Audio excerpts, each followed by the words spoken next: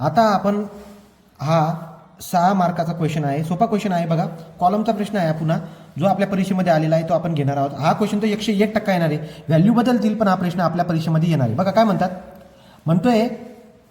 म्हणतोय की rectangular column आहे 200 mm आणि 100 mm थिक. तो हे 200 mm वाईड शब्द आहे इथं. 200 mm त्याची विड्थ आहे आणि 100 mm त्याची थिकनेस आहे. म्हणजे बघा जर तुम्ही तो रेक्टँग्युलर सेक्शन काढला तर तुमच्या लक्षामध्ये येईल की या पद्धतीने सेक्शन आहे. ठीक आहे, 200 mm त्याची विड्थ आहे 200 mm आणि त्याची जी थिकनेस आहे ती थिकनेस आहे त्याची 100 mm. ओके, तो ही थिकनेस झाली. थिकनेसला आपण डीने दाखवतो आणि विड्थला आपण बीने दाखवतो. असं तुम्हाला इथपर्यंत कळालं असणार.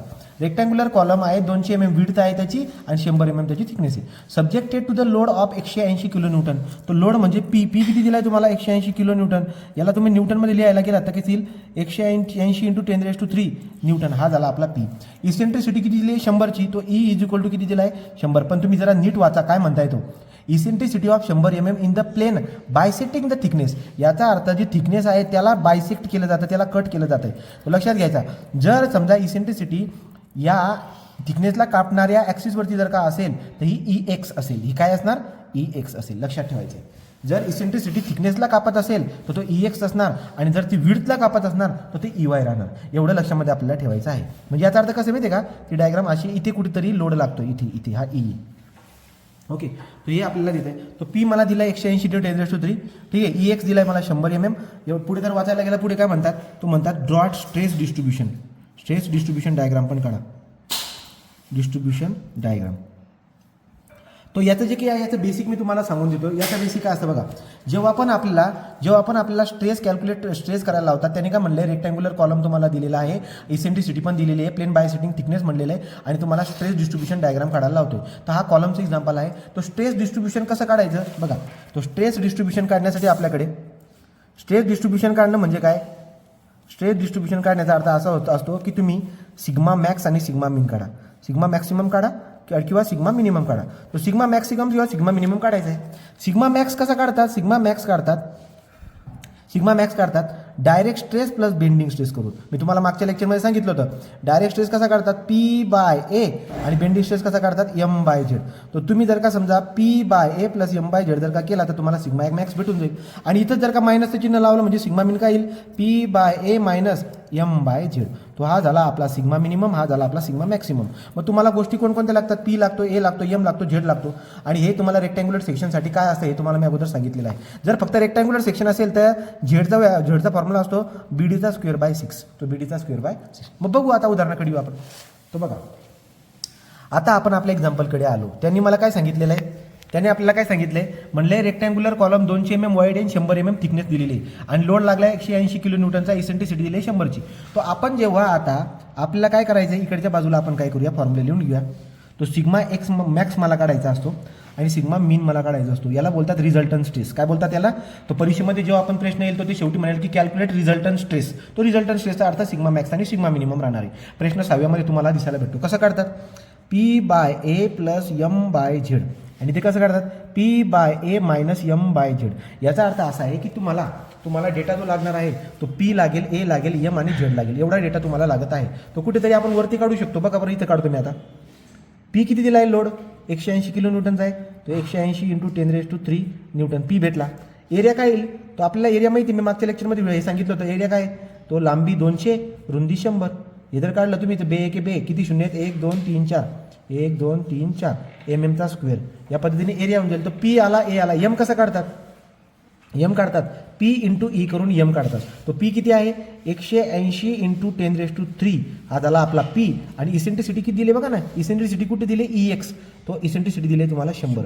तर याचं जर का आपण कॅल्क्युलेशन केलं तर आन्सर कसं येईल बघा. याचा आन्सर काढू आपण आता. तो आन्सर मला 180 × 10³ × 100.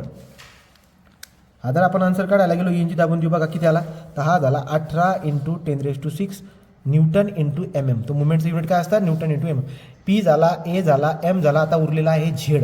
तो आपल्याला आता Z काढायचा आहे. बघा जागा नसल्यामुळे मी इकडे जर काढलं तर काही प्रॉब्लेम व्हायला नको तुम्हाला.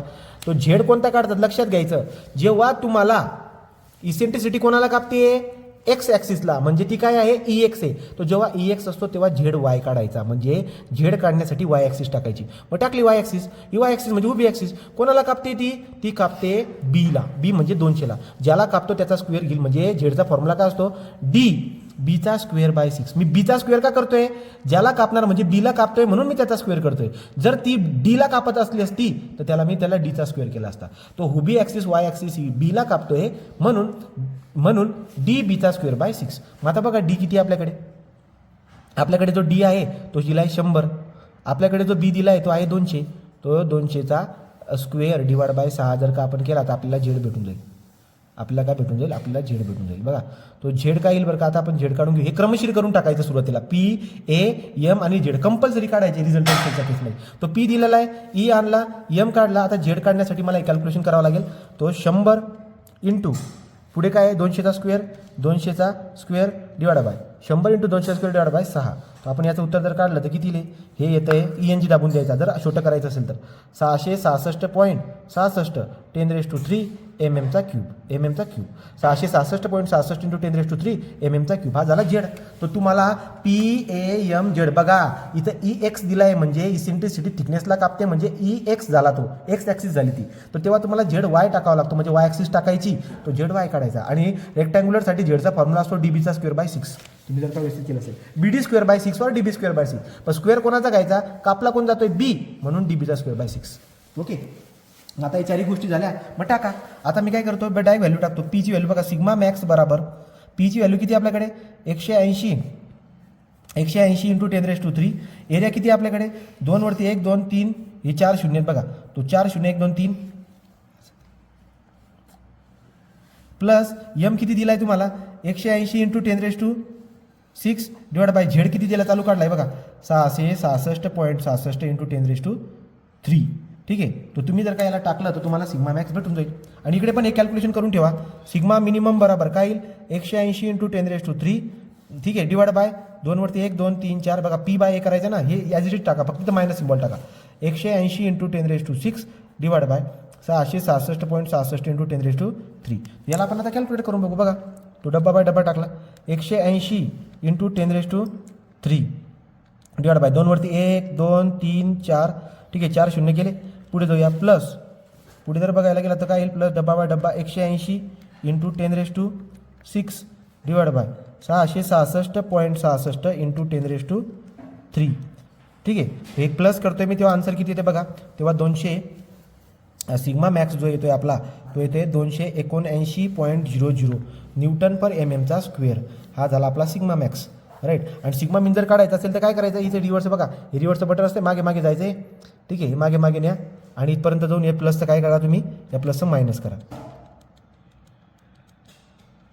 ते प्लसचं आपण काय करूया, हे डिक्लेअर करा, इथं काय करा मायनस करा. मग आन्सर किती तो येत आहे -200 sigma minimum is equal to -261.00 newton per एमएमचा स्क्वेअर न्यूटन पर एमएमचा स्क्वेअर. या पद्धतीने सिग्मा मॅक्स झाला, सिग्मा मिन झाला. मग आपण आता काय करणार, याची आकृती काढणार कशी बरं का बघा. तो सिग्मा मॅक्स आपण इकडच्या बाजूला दाखवूया. समजा इसेंट्रिसिटी इकडे होती ना, हे बघा इसेंट्रिसिटी इकडच्या बाजूला आहे, त्यामुळे आपण सिग्मा मॅक्स इकडच्या बाजूला दाखवूया. तो सिग्मा मॅक्स किती आला आहे, सिग्मा मॅक्स आला आहे 279 ठीक आहे. आणि मिनिमम किती आला आहे बरं का, मिनिमम निगेटिव्ह आला आहे, म्हणजे रेषेच्या वरती दाखवावा लागेल. तो 261 म्हणजे बरोबर एवढा अंतर जाईल तो 261. तो निगेटिव्ह चिन्ह द्यायचं नाही, रेषेच्या वरच्या बाजूला लिहिणं म्हणजे निगेटिव्ह समजून घ्यायचं.